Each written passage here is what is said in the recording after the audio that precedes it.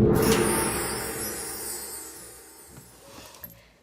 guys, welcome back to my channel. My name's Mel.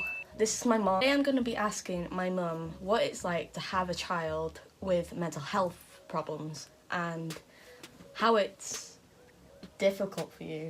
It must be difficult for you. It is. When I first was getting bullied in my old school, how did you react to that? What was going through your head?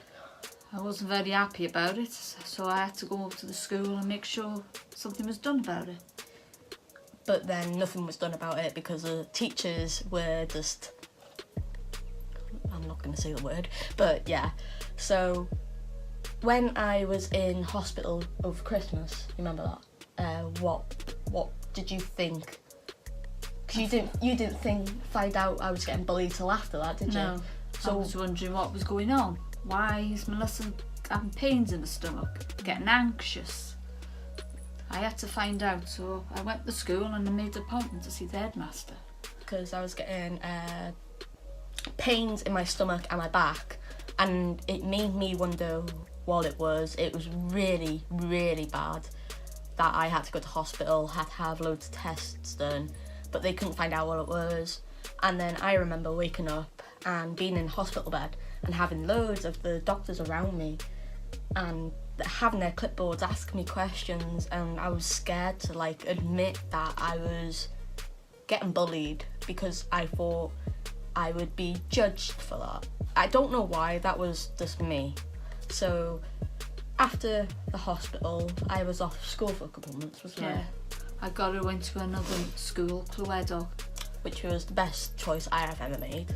I wish I just went there in the first place, but oh well, can't change the past.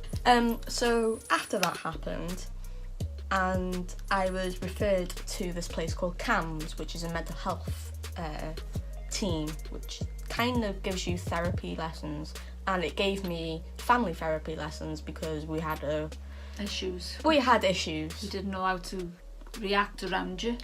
Yeah. Because you'd go off the handle if we said anything. If something went wrong, I would literally take it out on me and my dad. Which, now I look back on it, I think is horrible. But I can't change the past. That was me with my mental health because of the stuff I went through in school.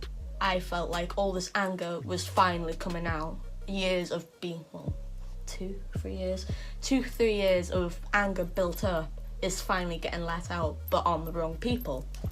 So when I first started with bulimia is when you want to eat but you binge, and then it is very hard to talk about it, but oh well. It's when you eat and you're eating because you are emotional and you don't know how else to show it, how else to deal with it, so you binge on something and then you make yourself sick, which is unpleasant and I hate doing it. But now, because it's 7 years down the line, it's became not a routine, it's become a addiction. It's I'm not saying it's like drugs, I'm not saying it's like smoking, but it is an addiction and it is very hard to break, very hard. So how do you feel about me making myself sick? I know it's a rubbish subject, but for people out there who are suffering with it, I feel annoyed because you're doing it. We're giving you food, thinking you're getting better. Yeah. And then you go behind our backs and you make yourself sick. Which you leave signs in the toilet, which I know you're doing it. And it's hard and to put up with that all the while. I just wish you could stop it. Because it hurts me. You're doing damage to your insides and to your head and your brain, which is starving yourself of any, food. Your brain and your body needs nourishment. So I'm asking you now, what would you do if you were in my situation? I try and stop doing it. I'm trying to. Trust me, I am trying to. It's just You just got to try every day a little bit. Each day, take one day at a time. Eat a little bit. Don't eat too much.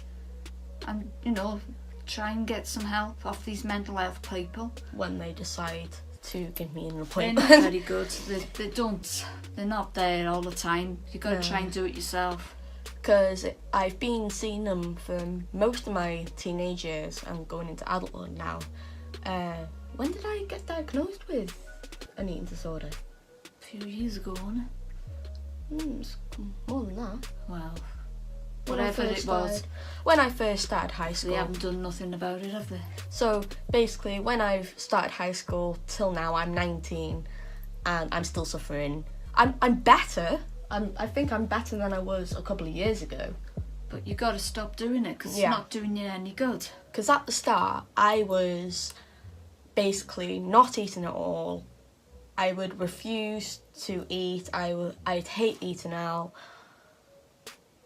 I don't know what else was the signs. Well, if we took you out for a meal, you wouldn't eat. You'd have to sit in the corner because you hated people looking at you, which is understandable. But Yeah. the thing is, you got to try and get over that. You just gotta take it step at a time.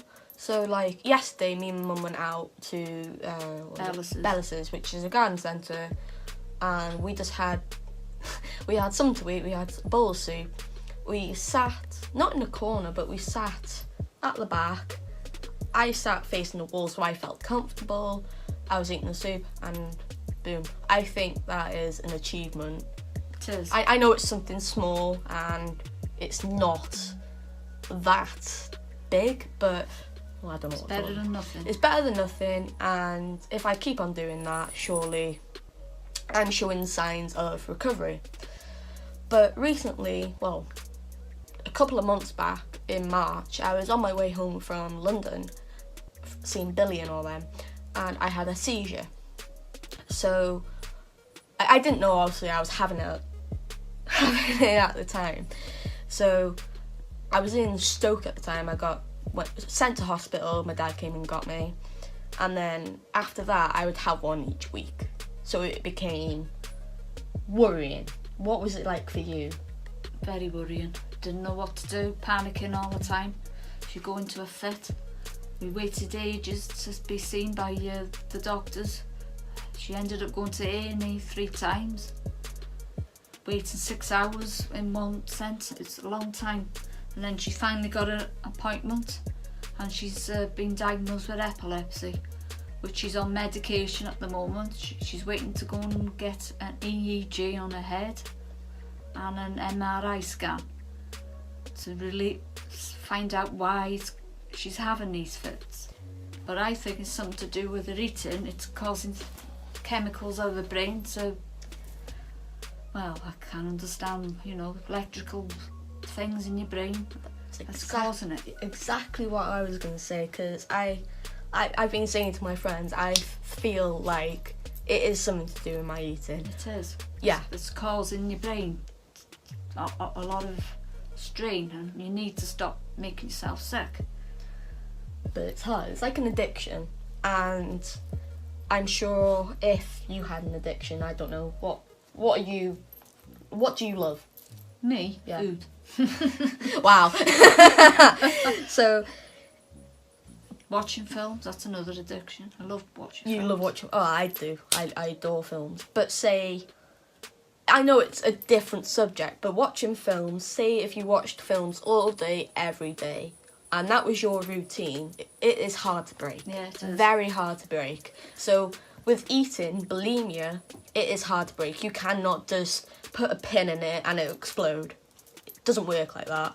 People think that if you tell me to just, oh, you can overcome it, just go out and eat and you'll be fine. Just don't go to the toilet. Doesn't help that. As much as you feel like it's helping, it's not. But